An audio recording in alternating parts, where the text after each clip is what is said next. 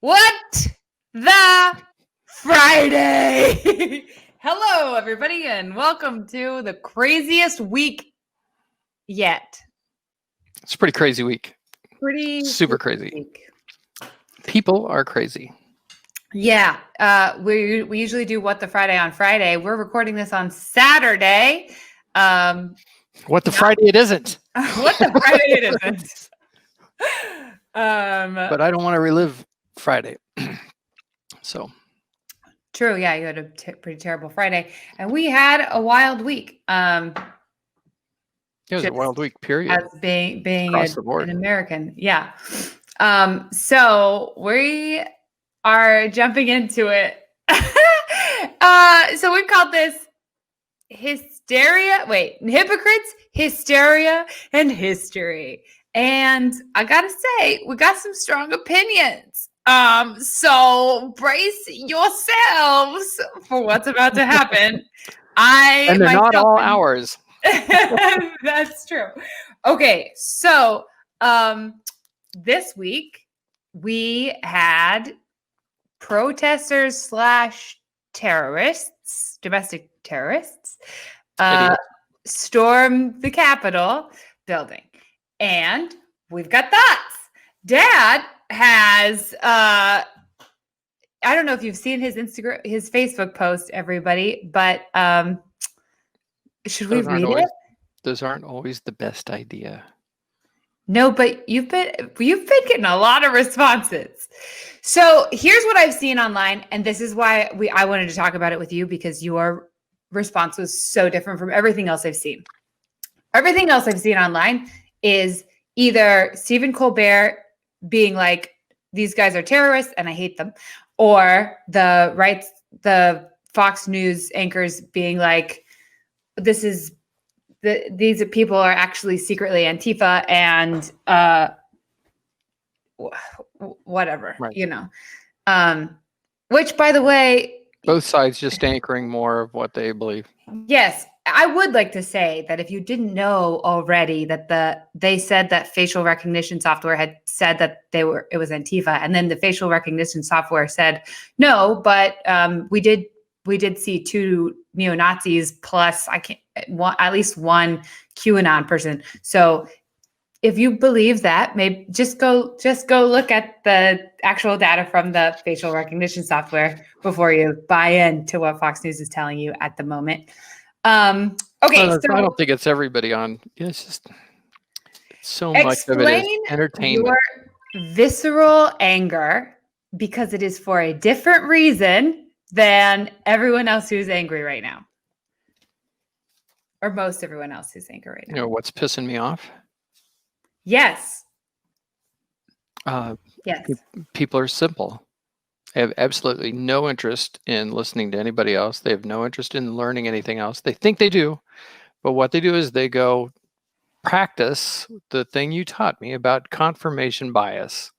They keep feeding themselves reaffirmed information. They're not interested in anything on the other side. They can't see how anybody would be justified. A lot of those people that were protesting were not vicious scoundrels.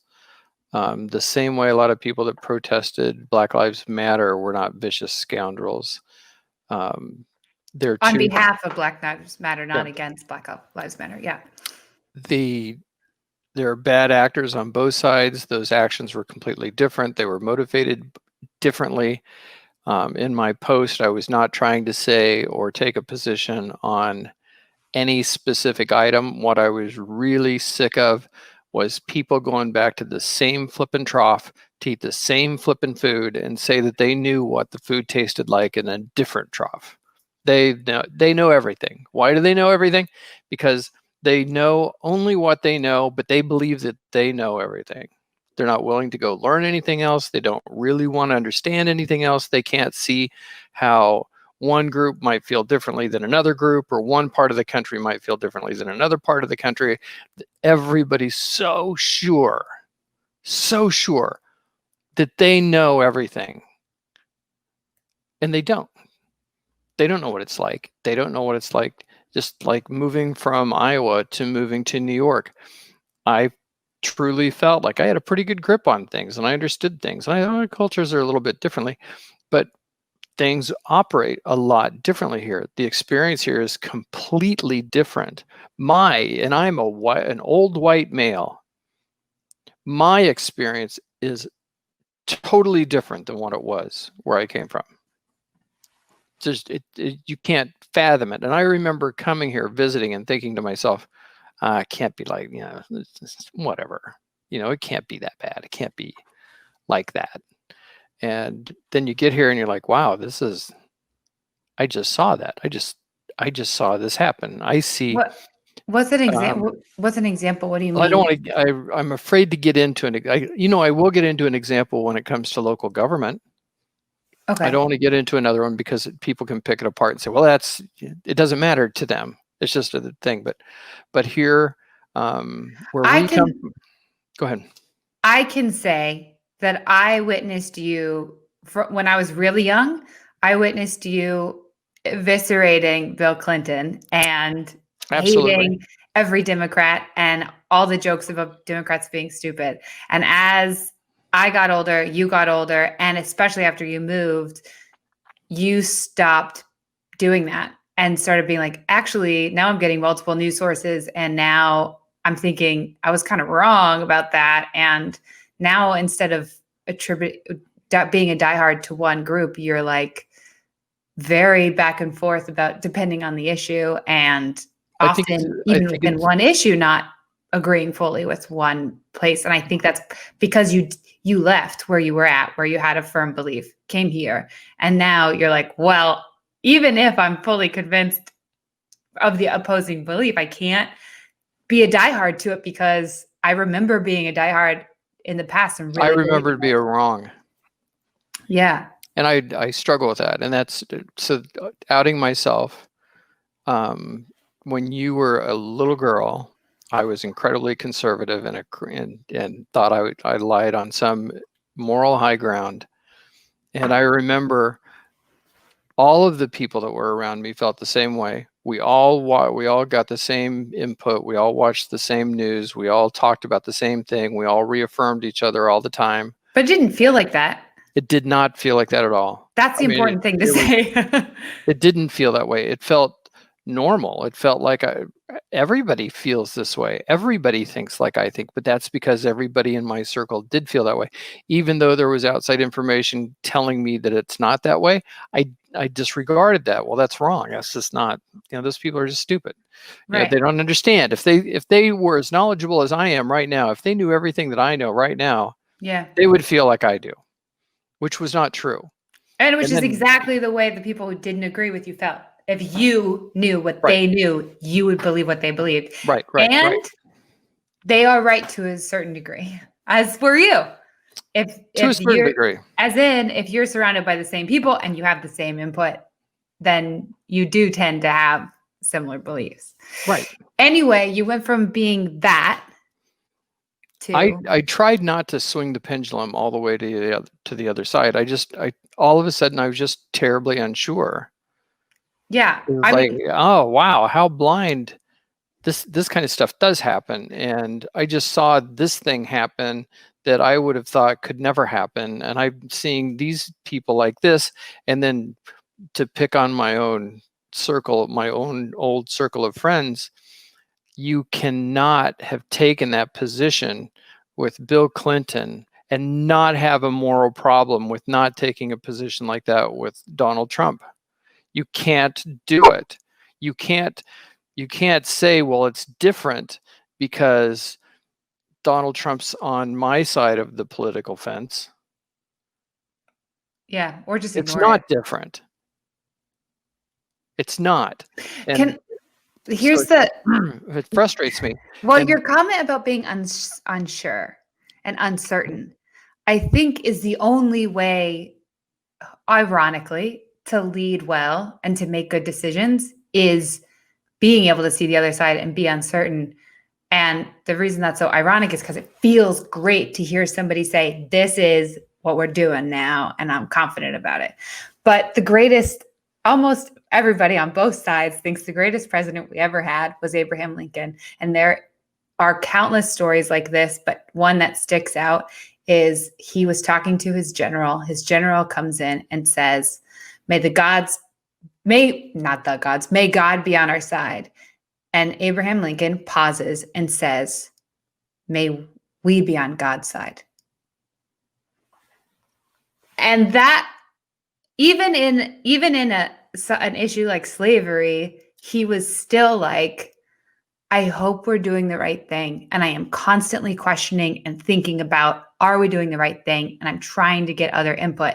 And if that's not your default, then you are blind. And that was the line that you said at the beginning of your Facebook post. You said, if I could only be so confident, so committed, so blindly believing that I could submit to either those to my left or those to my right, but it seems that I am not that strong, which was like a, tongue-in-cheek way to say that actually it's kind of weak to fully buy into just a side and then agree no matter what, because it's the side. Anyway. Well, I guess it's all, some people would say you're lazy for not picking a side. Some people would say that you're taking the easy route by trying to claim some central thing, but really in a polarized country, that's not a safe place to be, because if you are in the center, nobody likes you. Nobody on either side likes you, and that's where a majority of the people are at. But I'm sorry, I'm not joining. I don't care. I'm not picking a team, and I'm struggling with it, just one-off issues, because no single issue is clear. No, even the sins that you see, like the Antifa, the breaking into the Capitol thing. Yeah. Or were 100% of the people there QAnon or Antifa or anarchists that were there just to ruin it for? Maybe. I don't know. Well, how many of them were? I don't know. I don't think, I don't know if that's the point of this, because I don't really, we get in, I don't think that. I'm just saying that there's no, I'm sorry, I should not pick a specific. Well, Antifa would be left-wing people, and they didn't actually find any of those, but okay. it doesn't. I don't know. The point is pick a topic. Yeah. And then my response is going to be, is it 100%? Likely the answer is going to be, well, no, not 100%. Okay, well, what percentage is it? And what was the motivation? What was the experience of each of the individual people that were participating? Yeah. I mean, when it comes to this event in particular, I just think it was wrong. I think it was wrong. It's insurrection. By definition, storming the Capitol. That was wrong. And what I'm thinking about most is not whether it was right or wrong. What I'm thinking about most is, how are we in a climate now where people confidently felt like that was the moral, right, appropriate thing to do? Other human beings, equally as human as I am, did that. How is that happening right now? And how do we fix it? How do we make it so that we're not doing crazy siloed thinking stuff like this? Which is why I was telling you about that Adolf Hitler analysis earlier. That was fascinating. You mind sharing that? Yeah. So say that. Repeat what you told me. So there's a book called A Psychological Analysis of Adolf Hitler, His Life and His Legend, which was, I don't remember what year it was written, but it was a while ago. And it's the guy who wrote its name is Walter Langer. And this quote from it really explains how, here's the quote. His primary rules were: never allow the public to cool off, never admit a fault or wrong, never concede that there may be some good in your enemy, never leave room for alternatives, never accept blame, concentrate on one enemy at a time and blame him for everything that goes wrong. People will believe a big lie sooner than a little one. And if you repeat it frequently enough, people will sooner or later believe it. So that was written how long ago? I don't remember, but it was before Trump. It was like before this presidency, he was just doing an analysis of Adolf Hitler and how he mobilized so many people for such a radical cause. And in a way, it sounds like people on both sides of almost any argument right now. I think the writer is a CIA operative, ex. But it's interesting is that I don't really have a position on it, but the most recent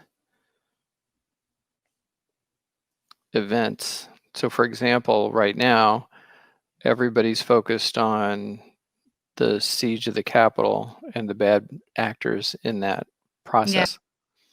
Yeah. And then part of what I'm getting called out for is I'm making a statement now, but I did not make a statement like that during the riots this summer. And why didn't I make that?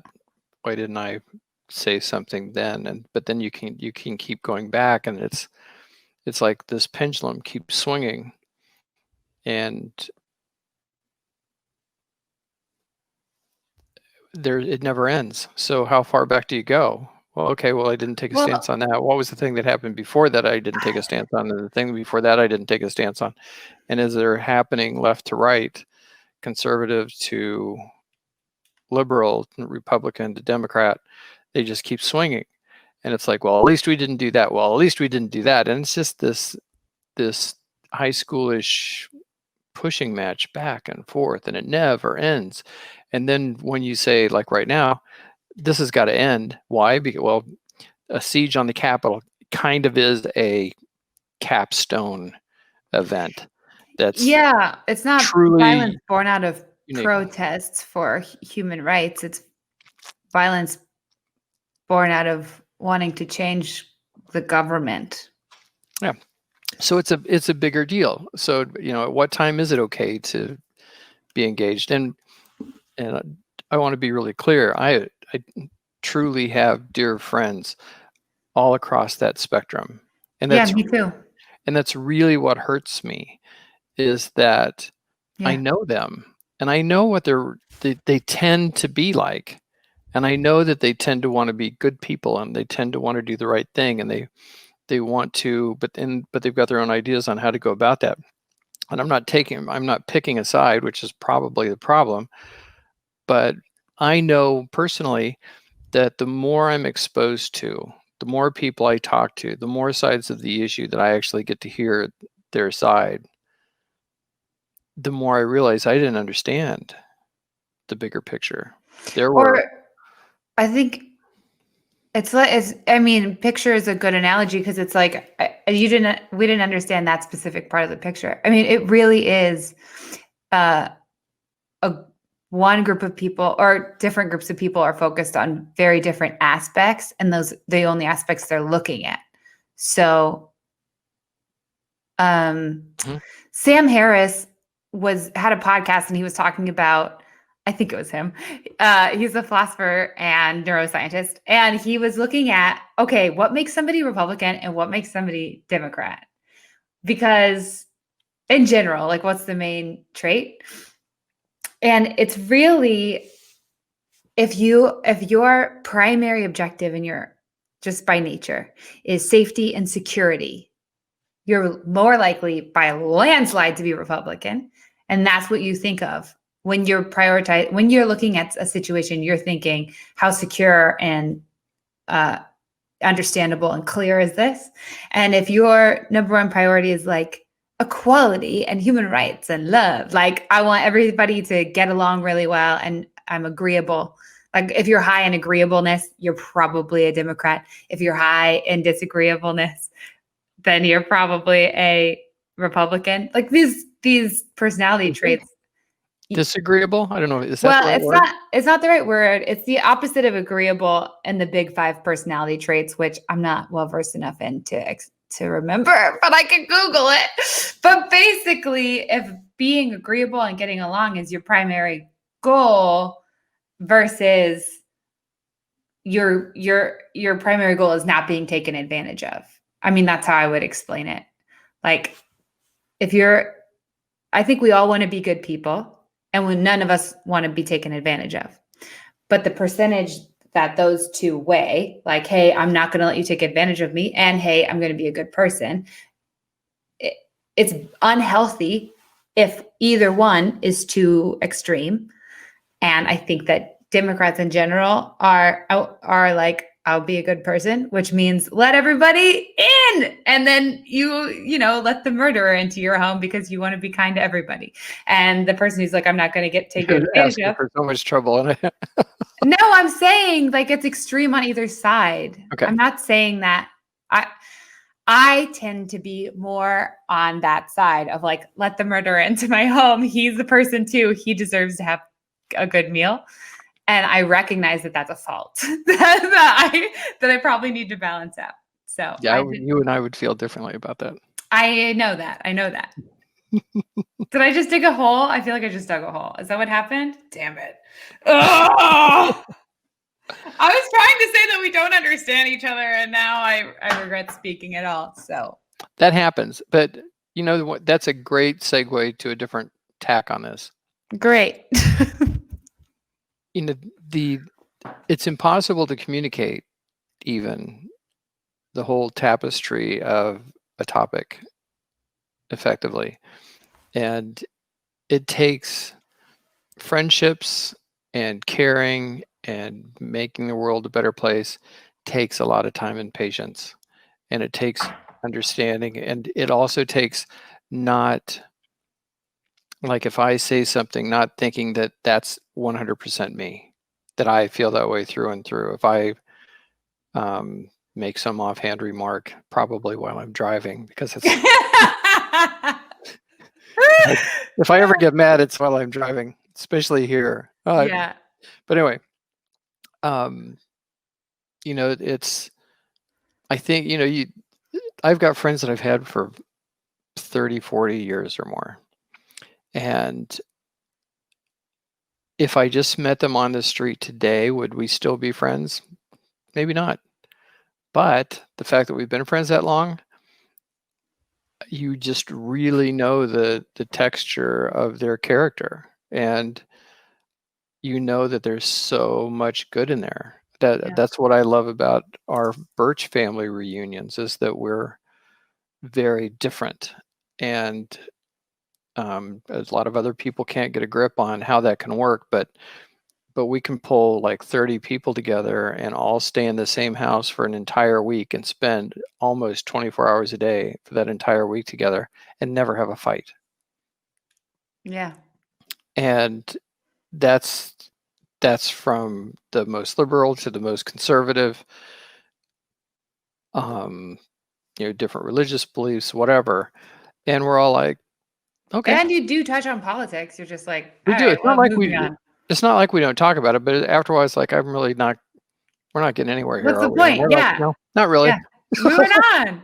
Do you want me to get you a beer? Yeah. Yeah. I'd love a beer. Hey, you want to go? We were going to go to the beach. You want to go? Yeah, I want to go. Let's go. Let's go play Frisbee golf. All right. And it's just one little fact. Maybe that's one little piece. It's like a pixel of a huge picture. You can't take the picture by one pixel. And you've got to be, just like you're talking a little bit ago, you've got to be able to talk about things, and you have to be able to talk about them imperfectly. Yes, that's true.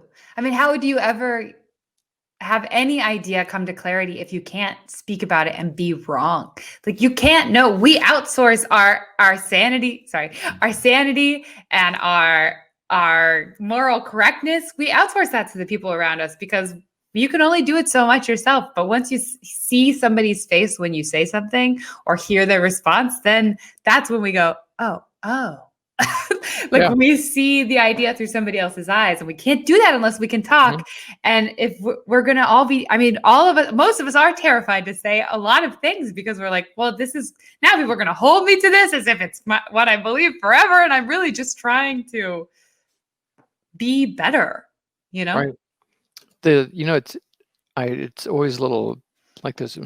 When I get off on it, I was just watching TV last night. It's like, I wish I could just find a news channel that would just cut to the chase and give me just facts and none of this. And I click the button and instantly it's adjectives throwing out their, making their opinion clear. Next channel, adjectives. Next channel, adjectives. Next Yeah. panel, adjective. Judgment, judgment, judgment. All the way around. It's like, can I make up my own mind? What Can you just feed happened? me the What's facts? the legality? Yeah. I just want to see that part. And it's just so tough. But what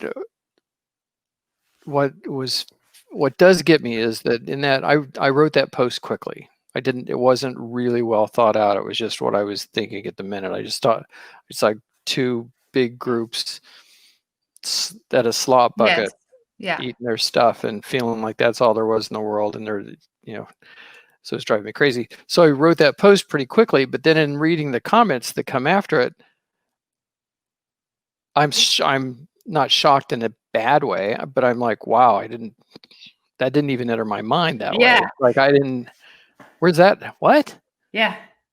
I don't feel like I'm in the same conversation. I'm the one that created it. Yeah. You started the conversation and now it's like anger. It's like, well, okay. So here's something also interesting. In the 1960s, before they decided to stop doing this kind of thing, they, when they were first realizing different parts of the brain did different things, they removed several people's skulls and like the cap of their skull. And they, put electrodes on different parts of the brain. My lighting looks like that in here all the time. Yeah, I'm always expecting some kind of experiment to happen.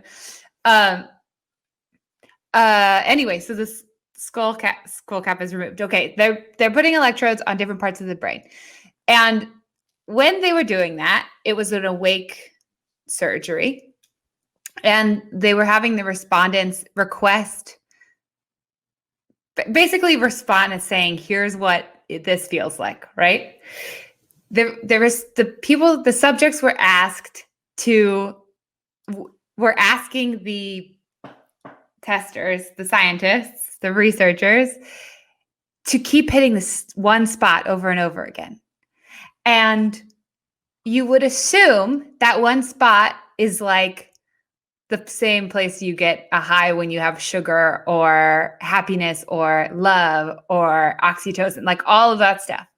No, the spot that they wanted to keep feeling was the spot in your brain that lights up when you are angry or irritated. That was the number one, please keep doing this over and over again. This feels so good spot in the brain. It is the most addictive emotion. It is the easiest to slip into, and it feels the most powerful. Is that because of like dopamine and adrenaline that's stimulated by that part of the brain? Maybe. I think it's norepinephrine, which in the rest of your body is adrenaline. Okay. So it's kind of a high in that regard. But when I was learning that, I was listening to Dr. Andrew Huberman, who I highly recommend looking up. And I was like, oh my gosh, this means that the most addictive thing and the easiest thing for our brain to slip into and what we hunger for and react to is, who can we be mad at? Who can we be mad at? Because we feel safe and protected when we get to say, no, you're wrong. We feel strong. We feel powerful. We feel like we get to hold our ground. That's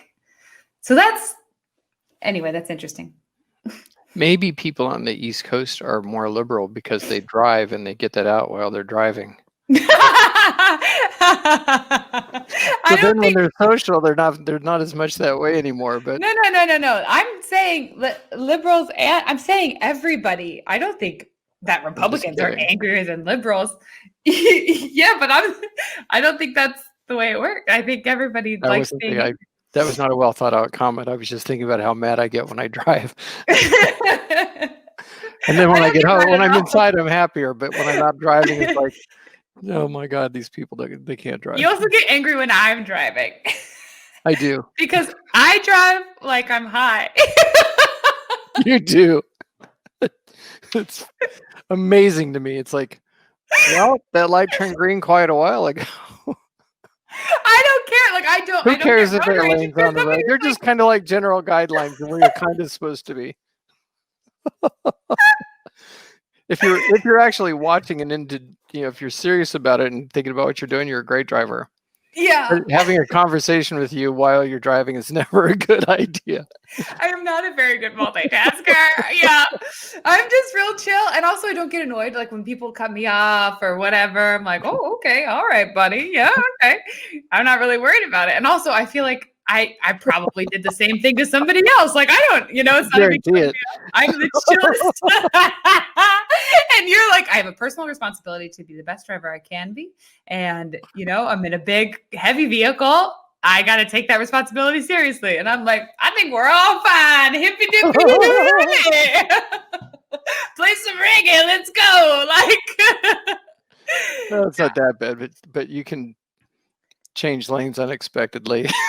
You were describing, I didn't realize I drove like this until you were riding in the ar with me and you seemed so agitated. And I was like, what's your problem? And you described how I was driving. And I was like, oh, I sound like I'm high. This sounds like somebody just took a bunch of you started at that intersection in the left lane, but somehow you ended up in the right lane by the time you got done. The only problem was there was a car in that lane when you decided to occupy it.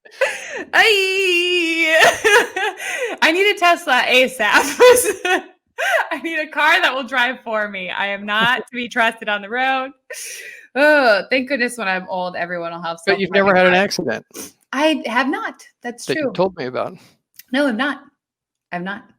You wouldn't count hitting a guardrail as an accident? I don't think so. I didn't notice I did it. I don't think so.